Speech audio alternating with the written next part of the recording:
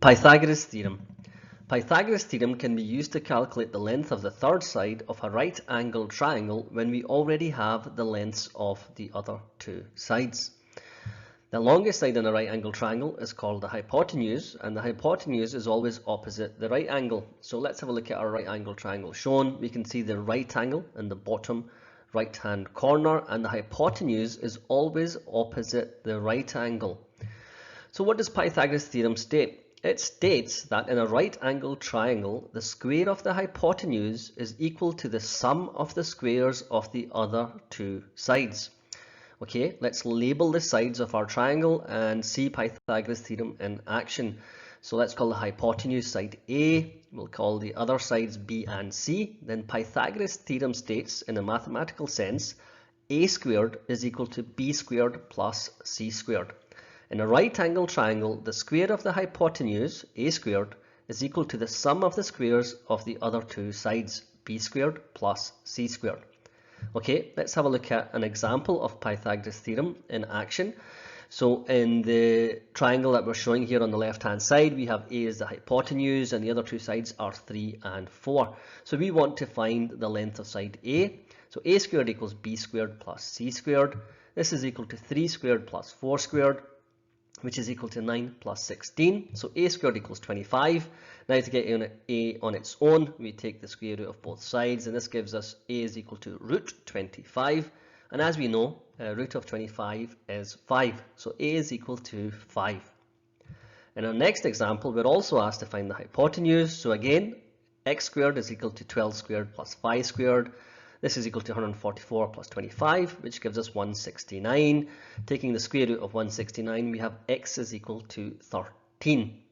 And that's as simple as it is to work out the length of the hypotenuse if you have the lengths of the other two sides. One note here, Pythagoras theorem is named after the Greek philosopher Pythagoras. Yes, he was a philosopher, but he also had knowledge of music, astronomy, and mathematics. Now, Pythagoras theorem can be used to calculate the length of any of the three sides of the right-angled triangle, provided we are given the lengths of the other two sides. So we have just seen how we can use Pythagoras theorem to calculate the length of the hypotenuse when we have the lengths of the other two sides. We could actually calculate the length of one of the other sides, not necessarily the hypotenuse, if we are given the length of the hypotenuse and the other sides. So we can use Pythagoras theorem to calculate the length of any of the sides of a right-angled triangle, assuming we are given the lengths of the other two sides.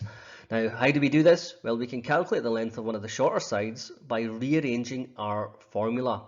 So, in the triangle shown, we have our sides labelled A, B, and C. Let's see how we rearrange our formula to find the length of side B. So, A squared equals B squared plus C squared. Let's get our method line. We want to get B squared on its own, so let's take away C squared. This gives us A squared minus C squared equals B squared. So just switching this around, we have B squared equals A squared minus C squared. So we've rearranged Pythagoras' theorem in order to calculate the length of one of the shorter sides. Okay, and if we wanted to find the length of C, side C in the bottom left hand triangle, again A squared equals B squared plus C squared. To get C on its own, let's take away B squared. This gives us A squared minus B squared equals C squared, or C squared equals A squared minus B squared. So we can rearrange Pythagoras theorem to calculate the length of any of the three sides. Let's have a look at some examples. In our first example, we have a right-angled triangle with hypotenuse of 13. One of the other sides is 12, and we want to find the length of side X. So by Pythagoras theorem, 13 squared equals x squared plus 12 squared. So rearranging this, x squared equals 13 squared minus 12 squared, which is 169 minus 144. So x squared equals 25. So x is equal to the square root of 25, which is equal to 5. In our next example, we're asked to calculate x to 2 decimal places. Now x has switched to the bottom side. We have a hypotenuse of 12 and the other side is 8. So again, by Pythagoras theorem, 12 squared equals x squared plus 8 squared. Let's rearrange for x. X squared equals 144 minus 64. So x squared equals 80, and taking the square root of 80 in our calculator, x is equal to 8.94 to 2 decimal places. So as we can see, we can use Pythagoras theorem not only to calculate the hypotenuse, but we can use it to calculate the length of any of the three sides, provided we are given the lengths of the other two sides. Now, Pythagoras theorem has many uses and applications within the real world, and we want to discuss one of those uses within this topic. We can use Pythagoras theorem to calculate the distance between 2 points as a right angle triangle is formed between the points and the x and y lengths. The hypotenuse of this triangle is the distance between the 2 points, and a representative of Pythagorean theorem in this scenario would be h squared, the hypotenuse squared, is equal to x squared plus y squared. So let's explore this statement by looking at our x and y axis in the bottom left hand side here. So let's plot point A. A has coordinates x1 and y1, and we have point B, which has coordinates x2 and y2, and we want to calculate the distance from point A to point B. So the line shown represents the distance from point A to point B. So how do we calculate this distance?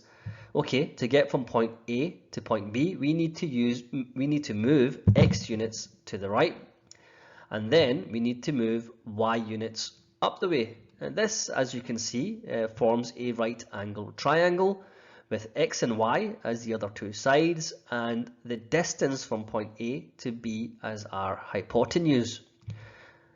So how do we calculate x? Well, x is equal to x2 minus x1, and y is equal to y2 minus y1. So Pythagoras theorem in this scenario is h squared equals x squared plus y squared, and we can work out x and y by using our x and y coordinates. X would be equal to x2 minus x1, and y would be equal to y2 minus y1. So we can use Pythagoras theorem to calculate the distance between 2 points if we have the coordinates of both of those points. Okay, now this isn't the only way of calculating the distance between 2 points, but it is the focus of this topic at hand. So let's look at an example of this in action. Calculate the distance between the points A, 4, 0, and B, 8, 3. So A is x1, y1, x1 would be 4, y1 would be 0, and B is 8, 3, x2 is 8, and y2 is 3. So let's calculate the x length, and the x distance, so the x length is x2 minus x1, so that is 8 minus 4, so x is equal to 4. Let's calculate y, y is y2 minus y1, so this is 3 minus 0, which is equal to 3. Now, using our Pythagoras theorem, the hypotenuse squared is equal to the sum of the squares of the other two sides. H squared equals x squared plus y squared. So this is equal to 4 squared plus 3 squared. And that's equal to 16 plus 9. As we've seen before, that's 25. And h is root 25. So h is 5 units. So, as we can see, we can use Pythagoras theorem to calculate the distance between 2 points. As long as we have the x and y coordinates of both points, we can use Pythagoras theorem to calculate the distance. In this example, the distance between the points A and B is 5 units. Okay, that concludes this topic on Pythagoras theorem. It's probably one of the most famous theorems in all of mathematics, and as such, you should understand it fully. And to do that, it's now time for you to practice.